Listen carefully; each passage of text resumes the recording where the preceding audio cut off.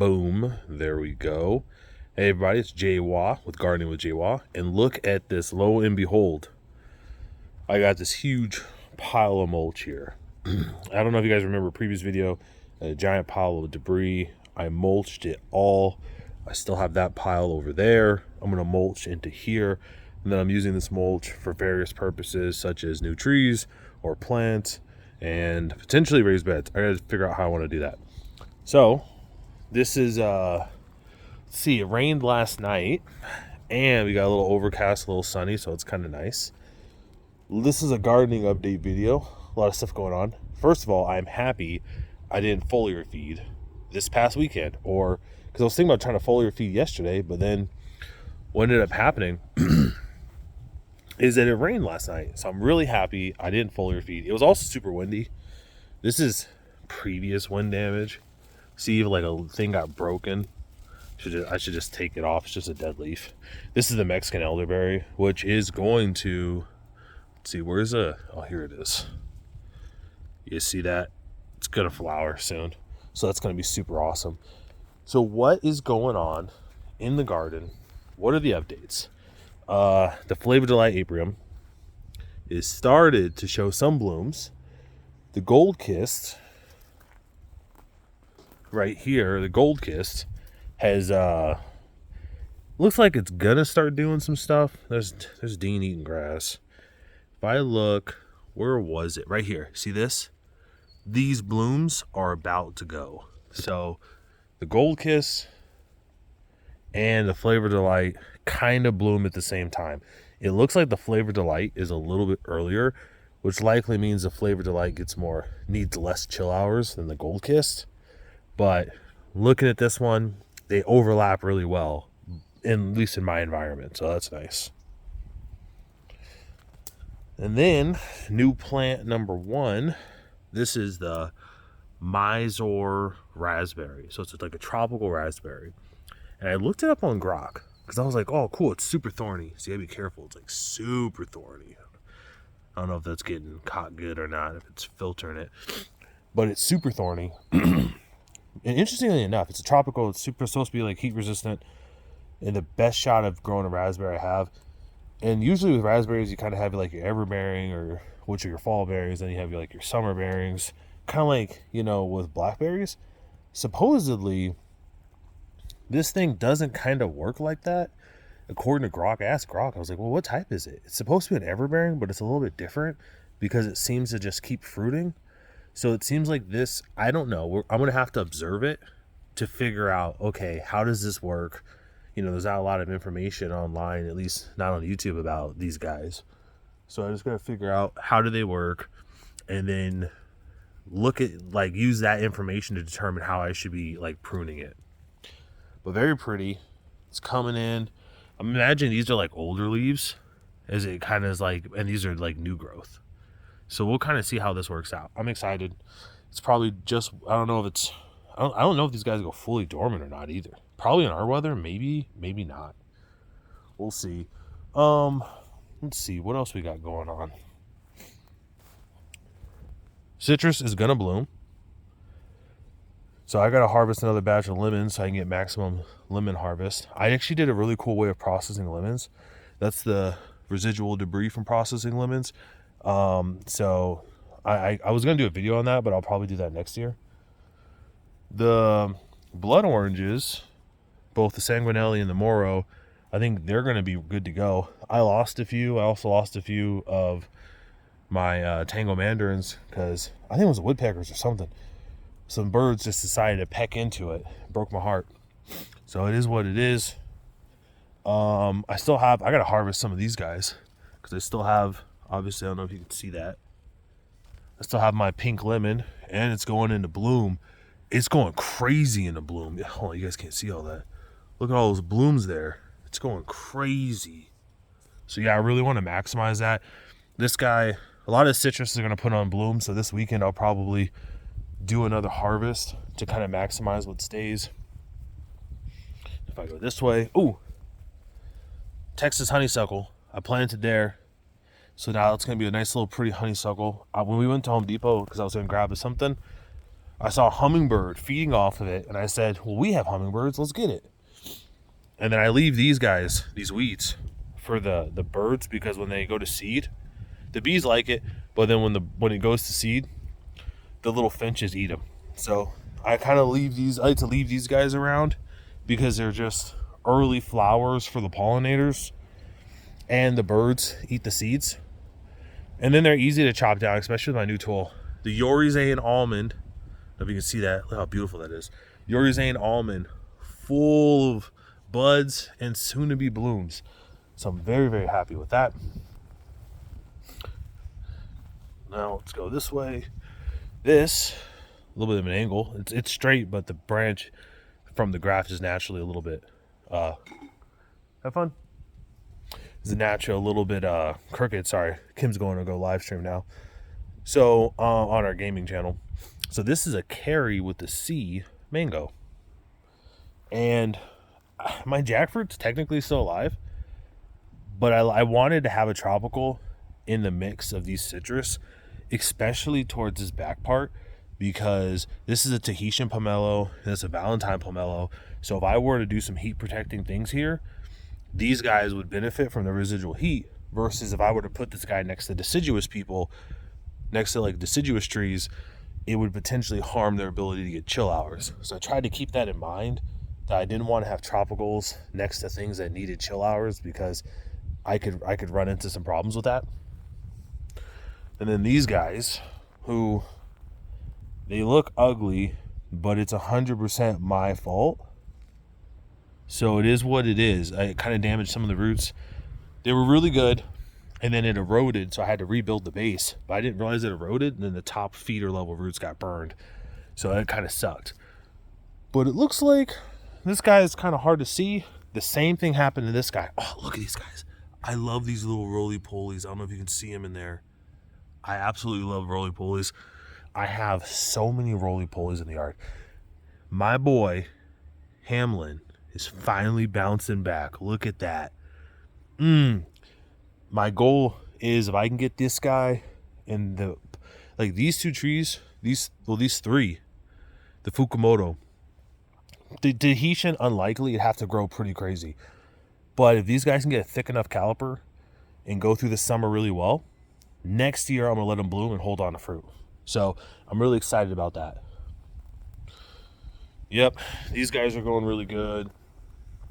Just, he's hard to see it, but there's blooms everywhere. So that's the Kishu Mandarin. Same with this guy. This is my Page. Page has got some blooms, which is nice. Not nearly as much. It's a little white. It's not clear. It seems like it's going to be less crazy, but it's also like a younger tree, so that's possible. And then my Moringa is trying to come back, because you can just chop it down. It comes back all the time. I'm going to probably keep it short, keep smacking it down, because you see all the little growths there. See that? This new stuff. I'm going to keep smacking it down, and I think the game plan for this is I'm going to get rid of it, so I have this nice little pocket right here, this little pocket between all the citrus circle. And because you see it's just like citrus, citrus, citrus, citrus, citrus, citrus. So a nice little pocket so these guys can get some good size on them. I'm thinking, looking at these guys, I'm going to obviously cut this guy down to the bottom eventually. But when we get the patio done, we have another strip. There are two dwarf varieties, Indian dwarf varieties of Moringa, that don't get as leggy and like really crazy tall.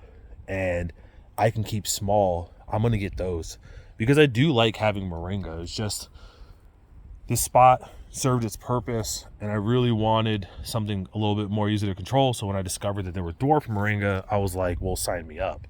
And then obviously my Palestine sweet lime, loaded with blooms as well. So beautiful. Which I'm gonna let fruit. I'm gonna let this guy fruit too. This is my cocktail. It's got a lot of growth on it. I don't see any blooms though. But sometimes you don't always see the blooms immediately. Sometimes they kind of sneak in there. I'm going to let this guy fruit too. This is my Rio grapefruit. Rio red grapefruit. I don't see any obvious blooms, but who knows. This is my Caracara navel. So I'm not letting him fruit this year, but next year he should be thick enough to go. So I'm very excited about that.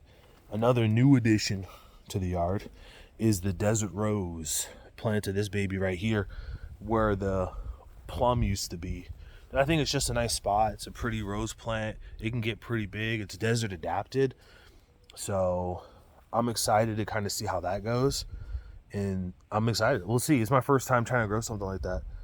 I did reinforce this guy a little bit down here. As you can see, some of the mulch and some lava sand. This guy's putting on an insane amount of growth this year. Thank goodness.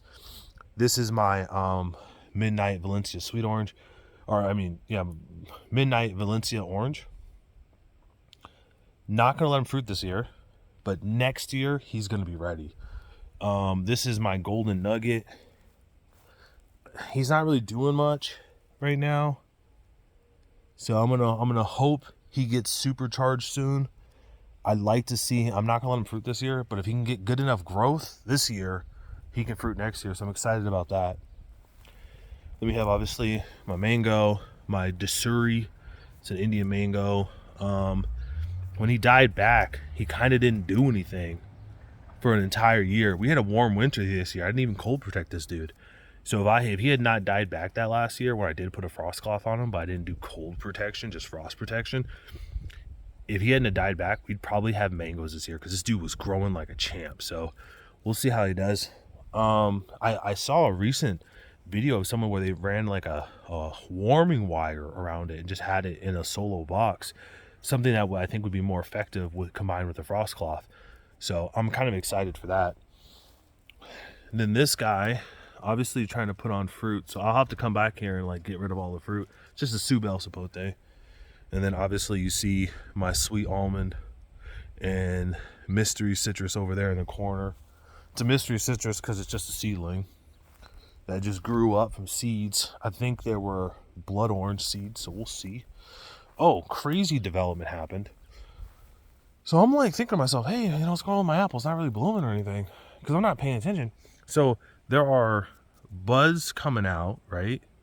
There are actual buds, and there are flowers, and then there's actual freaking, small fruit. We can see that. And then there's larger fruit. So this thing's got like fruit of all sizes. And yes, that is a bird nest up there. See birds coming out. That's why this tree looks so lopsided. But this got some decent sized apples on this thing. You don't know if you can see that. This is where all the debris, the big debris is. I'm gonna fill this up with the rest of the big debris and then use all I have a pile of just like called garbage dirt. It's just leftover potting mix and all this stuff from previous experiments. I'm gonna fill these guys up. I'm gonna wrap this in black plastic. This guy got kind of crazy, so I'm gonna wrap him in black plastic too, and I'm gonna kill off all the grass in these two parts. Just leave them fallow and go that route. But yeah, this guy he might have gotten pollinated too. We don't know. This guy needs a pollinator. This is the Tropic Sweet. So I don't see any apples on him yet, but we'll see. Let's keep going. I never pruned my freaking pomegranates, but they're starting to wake up again. I got to get off the pomegranates on that guy. Obviously, I cut back and I sliced. So I didn't want it to grow back. The olive.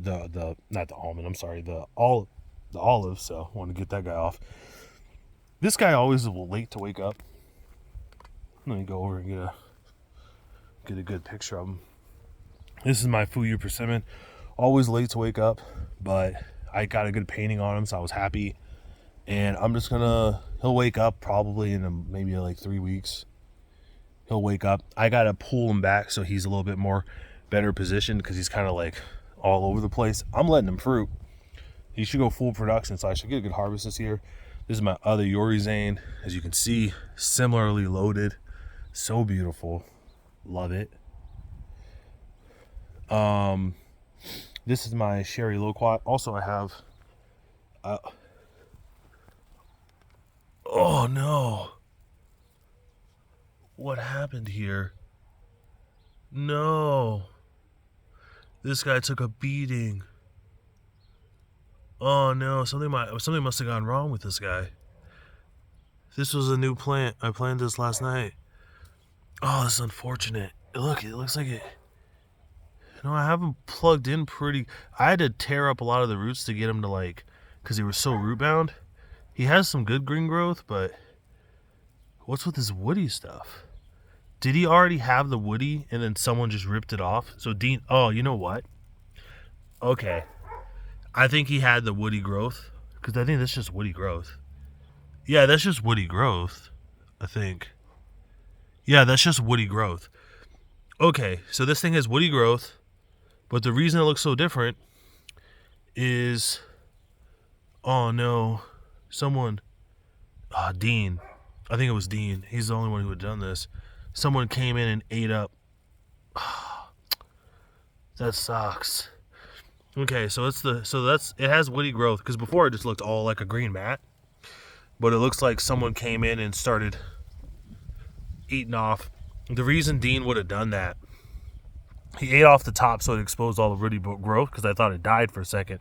I was like, how did it die? That doesn't make any sense. Well, you see the tips are all fine. So yeah, Dean came in, chomped it.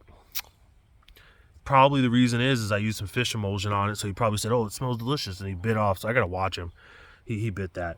And then obviously I have 2 lavenders. Oh, that sucks. Super duper sucks. There's another lavender. So I'm gonna have to keep an eye on him so he doesn't chomp it. Dean will chomp anything. He's a savage. He's, quite frankly, he's abusive to the garden. When I don't have strawberry plants anymore because Kyle ate them all. Like, he just ate the whole plant. He was a savage. So lots of buds, but no blooming yet. Once bloom hits, I know what I got to do. Sherry loquat definitely needs a pollinator. Like, that's just facts. It still will produce loquats, but it needs a pollinator bad. Because you can see some of that. Luckily, I have a seed from this that I'm growing, and the seedling is doing really good. I'm going to plant the seedling probably like right here. So it's just a cluster. I'm gonna have to trim, like, after Sherry, I harvest from Sherry this year, right? I'm gonna trim Sherry in on the back and on this side to give this guy more room. And then I'm gonna put a seedling like right there, just super, either right there or right there or right there. Like, just have them grow super close. Because effectively, or like maybe right here too, I want the seedling to be protected. So maybe like right there in the middle between these two, put the seedling so it can grow. Because then what's going to happen is in the summer, Sherry's going to have this overbearing protection. And then I don't have to worry about protecting the seedling in the sun. So I'm going to plant Sherry there. And the Sherry seedling. And the goal with that seedling is to pollinate Sherry. If it doesn't work out, if everything completely goes to crap, I could always graft an advanced loquat onto Sherry and have that just be a separate branch that pollinates Sherry. So we'll see. Draco, blood orange, full of tons of new growth. Unfortunately, I don't see any blooms, but who knows? We'll see what happens. We shall see what happens. I'm trying to think if I'm forgetting anything. Obviously, this is a lemon. Now that I know that, it's full of buds and blooms. Let me try to see if I'm forgetting anything else. I was going to update you guys. Oh, how could I forget? Look at this baby here. A starfruit. A Kerry starfruit with a K. And then obviously mulberries are starting to pop up. As you can see, you can start to see mulberries popping up. If you look here, you can see the baby mulberries kind of coming up. I don't know if it's showing good on the camera or not, but you can kind of see all that. But yeah. So I've had failure after failure after failure with starfruit, and the problem is it's always the wind. This is the most hidden area, meaning it is under the protection in the summertime of the 2 mulberries. In the wintertime, they go deciduous, and I cut them back. So it has sun in the winter, but it also has shelter because of where it's at from wind. This doesn't get really, wind kind of whips around. It didn't hit this spot as much. We had wind last night, and it seemed to hold up pretty good because these guys don't like all that wind. So fingers crossed I can get, this is my best shot probably of getting, I mean, my only other best shot of a starfruit is where the moringa is right now. Once the citrus get really big and bushy, I could probably put one between them in the middle, and that would give them protection from the sun and protection from the wind, because the citrus would act as wind blockers. That is probably my last resort, because I do want a starfruit.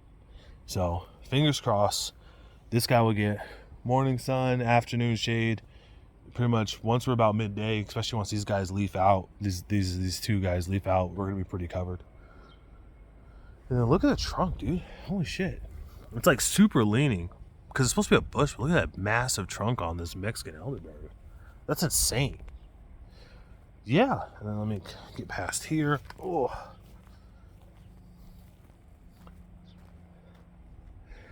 So yeah, there we have it. A Mysore raspberry, new. It's like Mysore, I believe. Raspberry. Kerry mango with a C. Kerry starfruit with a K. Desert rose. 2 lavender plants.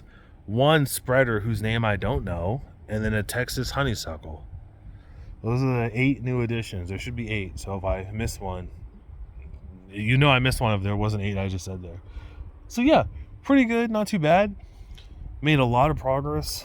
These next few post 5 o'clock afternoons, I'll be doing just like probably an hour and a half before sundown, where it gets too dark. I'll be working on getting rid of that rest of that mulch pile. And then once that's done, I'm gonna cut the front trees and try wet mulch in them, so I don't have a pile anymore, because I don't want to have to let them dry for like 3 weeks. So I'm gonna try to do them wet, see if I can get away with it. And then my debris pile I'll throw in there, and then I'll figure out what I want to do with all this mulch. Probably use the raised beds, to be honest. I think that's the smartest move for me. And I think I have just enough to fill up all the raised beds pretty good, so I think that works. Yeah, so the yard is going really good. Things are blooming. The next harvest of citrus is really going to be focused on the lemon, the tango mandarin, and the blood oranges. I'm excited to find out when, elderberries, the Mexican elderberry is going to be ready. I'm excited for my new starts. I'm probably going to have to paint and use a crap ton of kaolin clay on this guy, turn it into a white Christmas tree essentially, and use that as a way to protect it from the sun, so I don't have to build a shade structure. I think kaolin clay as a sunscreen works really well, so if I just thick it up, I think it'll be fine there. We'll see how it works. I'll do an actual painting of the bark all around, and then just coat it and spray and see how that does. If it looks like it's struggling and I need to protect it, I will, but hopefully not. Yeah, that's it. That's it for the garden update. Next video I'm going to make is probably going to be on when I decide to do the foliar spray, because I got the stuff for that. So yeah, I think that'll be it. And then just updating the progress. So appreciate you guys. Hope you guys had a good one. And see you later.